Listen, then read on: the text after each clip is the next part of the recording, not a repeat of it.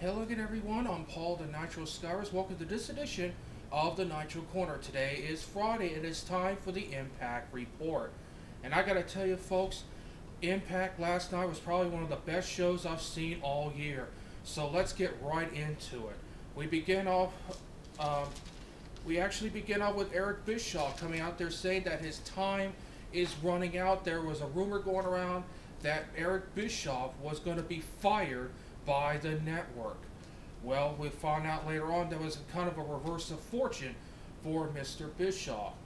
Well, he calls out beer money and states that they were going to get stripped of the TNA World Tag Team titles because of Robert Roode's injury. Well, out comes Alex Shelley of the Motor City Machine Guns stating that he talked to the network and now it's going to be gun money. For one night only, gun money.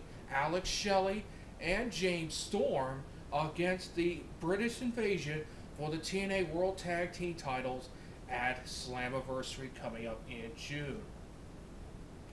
Next up, we saw Matt Hardy score a victory over Crimson score a victory over Matt Hardy thanks to the Sky High Bomb. Samoa Joe tried to come out to interfere after the match, but Crimson speared Samoa Joe and drove him to the back. Very interesting situation involving those two coming down the pike in the near future. And then we had the fight backstage between Velvet Sky and ODB. It was a very good fight because ODB does not like Velvet Sky. And oh, by the way, on a side note, ODB, stop with this crap of her quote-unquote sleeping around. Are you serious? Like I said last week, that has no place in professional wrestling. She needs to drop that right now. But great fight throughout. Even though ODB came out on top in that fight, Velvet Sky proved herself as far as toughness goes in professional wrestling. It was a very good fight, to say the least. Next up, Angelina Love scored a victory over Miss Tessmacher, and afterward put her in that sleeper chokehold / camel clutch. Afterward, she'll be taking on Mickie James at Slammiversary for the TNA Knockouts title. Next up was a matchup to determine the #1 contender for the X Division title, as Kazarian and Brian Kendrick went to a 10-minute draw. They were, and then Eric Bischoff ordered an extra 5 minutes to that match.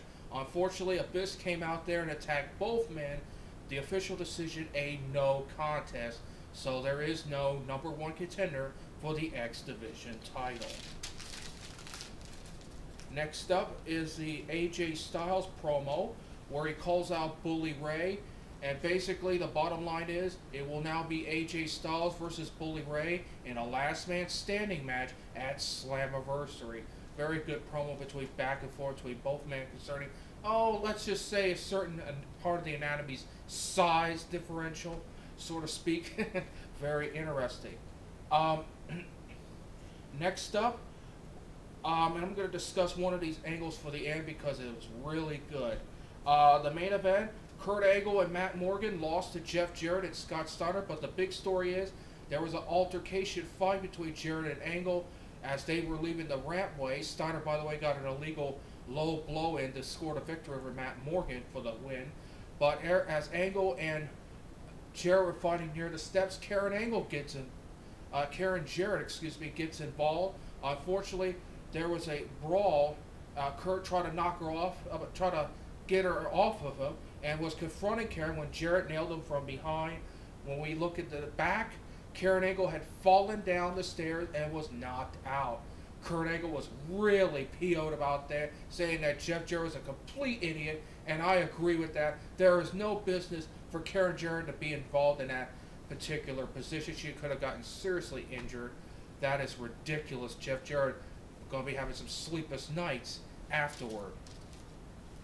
And then the last part of Impact, Hulk Hogan and Eric Bischoff were awaiting their fate when they got their legal notice from the network. And it states, and I quote, that they have terminated the contract of Mick Foley. That's right, Mick Foley has been fired by the network and Hulk Hogan. Who knows why this is happening? I'll try to find out for you. Hopefully by next week's show they'll be able to explain it. If not, if I find out any sooner, I'll let you know. But Mick Foley fired from Impact Wrestling. I do not know why at this point. Well, and now I say the best for last.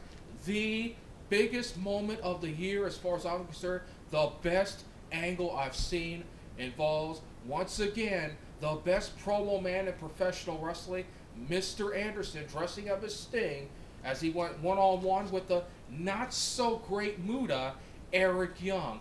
Eric Young has got to be now the #2 best promo man in the business, as he came out there dead and identical to the great Muta as far as his mannerisms and his ring style. Of course, Mr. Anderson tried to mock him with his woo style, but it was Eric Young who had the last laugh. Not only did he do the moonsault of the great Muta dead on, but he used the mist. Brilliant. I mean, absolutely brilliant. Gunner tried to interfere, but Eric Young was well prepared for that. The mist came to play, small package. 1, 2, 3. Mr. Anderson gets beat by Eric Young, or I should say, the not-so-great Muta. Unfortunately for Eric Young, he was attacked afterward by Gunner and Anderson when Sting came out and made the save.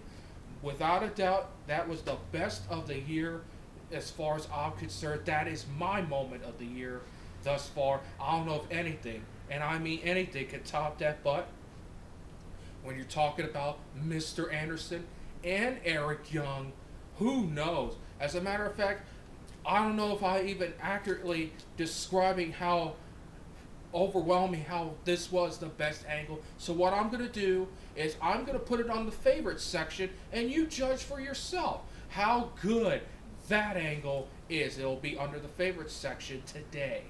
And that is the Impact report.